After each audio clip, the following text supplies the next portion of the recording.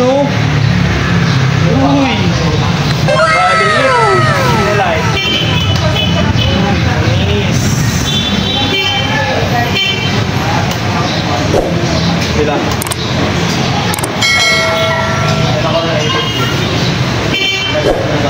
Asar. Uy. Ganda maggabi, no? Okay na.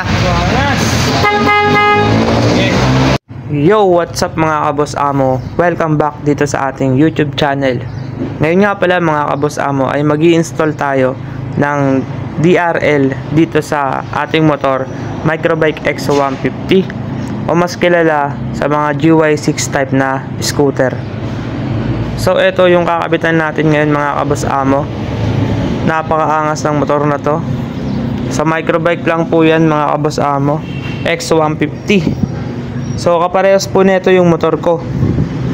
Parehas din po kami ng kulay puti. Di bale ito na nga mga kaboss amo. Dito nga natin ipepesto mamaya yung ating ilaw. Yan, yung parang kilay na yan, dyan natin ikakabit yung DRL natin para mas maangas yung tindigan ng motor. So yan o, kung mapapansin nyo, color white siya. Okay din naman yung puti na yan. Ayan, papalitan natin yung white na yan mamaya mga kaboss amo. Panoorin nyo lang yung full video na ito. So ito pala yung ipepesto natin dito sa loob. Abangan nyo kung paano ko siya ipepesto, para dun sa mga mahilig mag DIY, sa mahilig magkalikot ng mga sariling motor nila. So bago natin nga pala install to, kahit sa mga ibang mga accessories or device na i-install natin sa motor, mas okay kung i-test muna natin sila. Tulad nung gagawin ko dito, i-test ko muna siya mga kaboss amo bago natin siya install. So dapat meron tayong battery. Ayan, goods naman yung signal light, gumagana. Tapos yung pinaka park light natin, yan, color violet siya. So ang angas. Syempre yung isa testingin din natin mga kaboss amo, para wala na tayong doble trabaho. Kasi baka mamaya sira pala yung i-install natin, edi sayang lang, di ba? So testingin din natin to. Okay naman siya mga kaboss amo. Yan, gumagana yung signal light. Tapos yung park light, tignan natin kung gagana. Yan, gumagana naman, kulay violet. Okay, pwede na natin install to mga kaboss amo.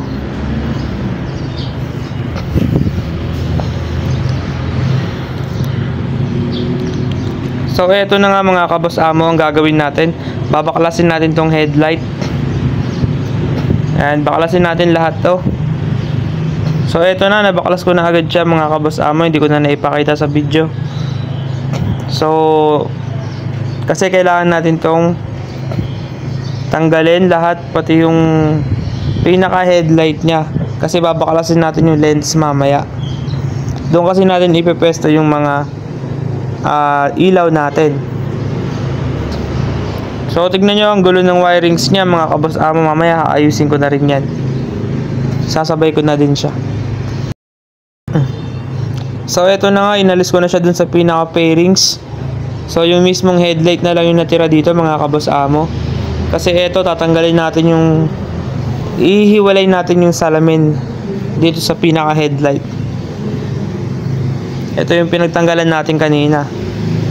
So eto mga kaboss amo, babaklasin natin to. Yan. Pero bago natin siya mabaklas, kailangan natin siyang initan. Kasi kapag mano-mano lang, mahirap.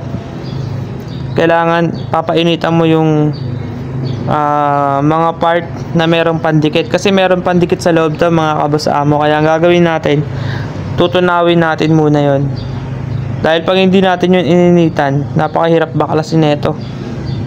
Pwedeng masira pa yung mga lock. So eto mga kaboss amo, medyo matagal ko siyang papainitan para madali lang siyang baklasin. Siguro mga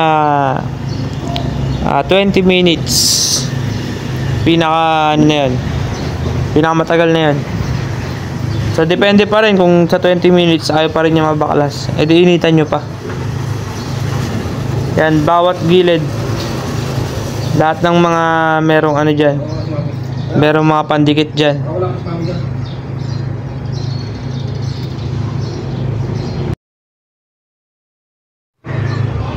Yan, so bawat gilid dyan mga kaboss amo. Para hindi tayo mahirapan baklasin.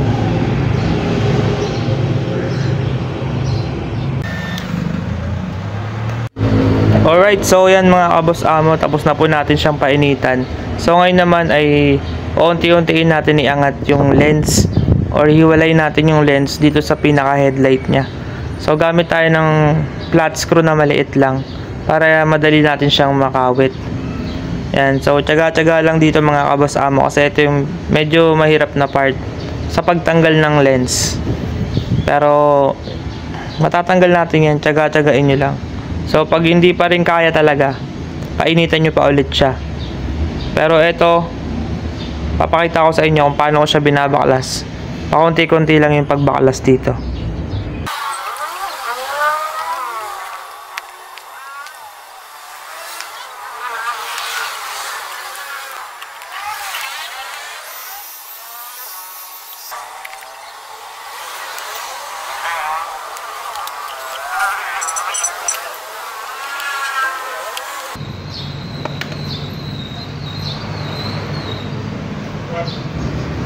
Alright, so yan na nga mga kaboss amo, nabaklas na natin yung pinakasalamin ng ating headlight. So kasi dyan natin ipepesto yung DRL natin. Alright, so ganito yung itsura niya mga kaboss amo pag natanggal na natin yung lens. So medyo alalay lang kayo sa pagbaklas para hindi masira. So alright mga kaboss amo, so ito na nga, natanggal na nga po natin yung pinaka lens ng ating headlight kasi po dito natin i-install yung ating DRL na color violet. So dito natin siya ipepesto. Ang gagawin lang naman natin dito, napakasimple lang. Aalisin lang natin to. Yan, alisin natin yan kasi yan yung pinaka cover dito sa loob para magkaroon tayo ng access dun sa mismong kanyang park light na color white. So yung white gagawin na nga natin siyang violet. Ito yung i-install natin. So gagawin natin, baklasin natin dito. May tornilyo lang yan dyan. Yan, dalawang tornilyo. Tapos matatanggal na natin to. Then ipepesto na natin yung ating DRL. Yan. So ipepesto ko lang siya. So ito palang DRL na to mga kaboss amo. Tatanggalin natin dito sa pinaka lagayan niya. Parang ganito lang, hugutin lang natin siya. Kasi pag ito mismo yung pinesto natin, mahirap ipesto sa loob. Kaya ito lang kukunin natin. Alisin natin siya dito sa pinaka plastic.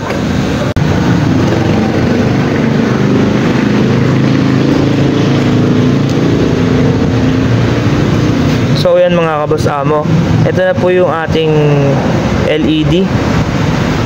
Ito lang po yung ikakabit natin dito sa may ating park light. Yan, dito natin pepesto siya. So pesto na natin siya. Yan, so yan mga kaboss amo, pesto ko na po yung ating DRL dito sa may kanyang lagayan ng park light. So yung white, andun tinakpan ko na kasi sabi naman ng customer, hindi naman na yan gagamitin. Ang magiging ilaw na niya, itong ikakabit natin na DRL. Yan. So ito, ganyan lang ang magiging diskarte nyo. Lalagyan nyo lang ng tape, double-sided tape dun sa may loob para madikit nyo itong LED natin. So ipesto na natin siya.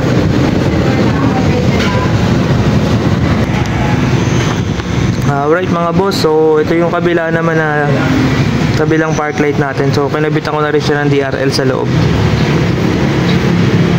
So salpak na rin natin siya dito. Tapos i-wirings na natin. So yan na nga mga kaboss amo, nakasalpak na nga po yung ating dalawang park light. Ito nga yan mga kaboss amo, tapos ito yung isa. So parang wala nangyari sa wirings niyan mga kaboss amo. Winirings ko na rin yung iba, tapos ngayon ipapaliwanag ko sa inyo yung bawat wire, kung saan nyo i-install, kung saan nyo i-connect. Yan. So yan mga kaboss amo, parang wala nangyari. Pero mamaya malupit na yung ilaw na ito. So dito tayo ngayon mga kaboss amo, ipapaliwanag ko sa inyo yung connection. So sa DRL natin, meron lang tong tatlong wire. Isang yellow, isang black, isang red.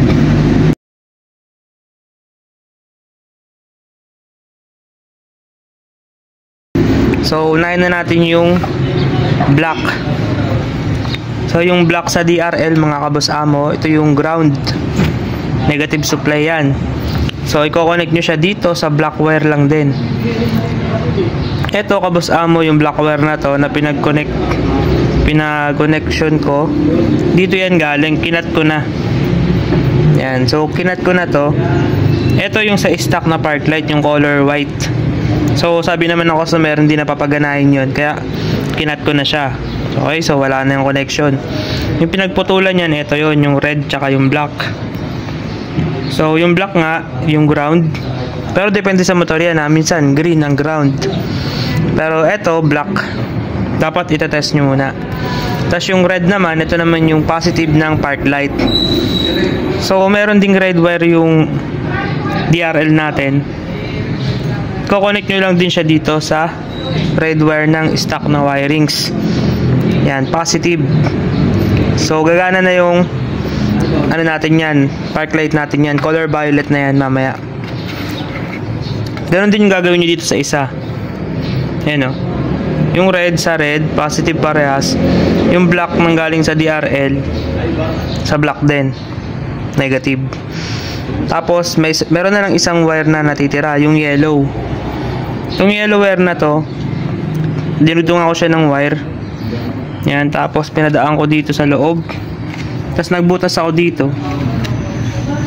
Ang labas niya nito. Yan. So yan, i-connect natin to sa positive ng signal light natin sa left. Ito yung sa left eh. So ito naman yung sa right. Ito naman yung yellow wire dito sa may right. I-connect nyo naman siya. Yan, nagpadugtong ako ng wire. Ito. Ko-connect ko to dito rin sa may positive na signal light. Ito yung signal light niya. Ito yung signal light niya. So yung pag sinundan nyo yung wire niyan, ito sa likod, ito siya. So light blue. Pag mga Honda or mga China na motor, light blue yung positive ng kanyang signal light sa right. Itong green ground yan. So dito natin i-connect mamaya yan. Itong yellow ng right ng ating DRL, para pag nag-signal light tayo, gagana rin yung signal light ng DRL natin, maangas yun, yung running lights. So linisin muna natin tong wire na to, tapos mamaya pag na-install ko na doon, i-update ko kayo. So yan na nga mga kaboss amo, naibalik ko na nga pala yung headlight na ito, tapos yung wirings. So yan kaboss amo, at malapit na po siyang matapos. Habang kinakabit ko siya, thank you nga pala sa lahat ng nakasubscribe, sa lahat ng sumusuporta sa channel natin, Non-Pro Mechanic, pati sa Facebook. Sana huwag kayong magsawa mga kaboss amo na sumuporta sa channel natin. Thank you sa inyo lahat, at God bless sa inyo lahat. So eto, tapos na, na-assemble ko na siya kaboss amo. Testingin na natin yung ilaw na kinabit natin. You know? Uy! Baluit! The light. Nice. Sila. Wow! Asar. Uy! Ganda maggabi, no? Okay na. Wangas! Okay.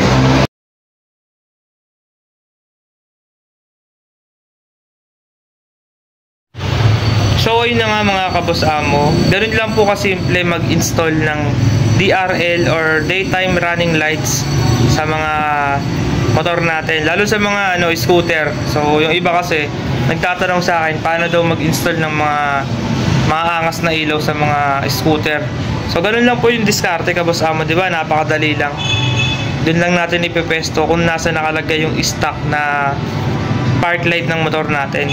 Pwede rin pala yun back to stock, pero kasi hindi kasi yun yung request ng natin, ng customer natin.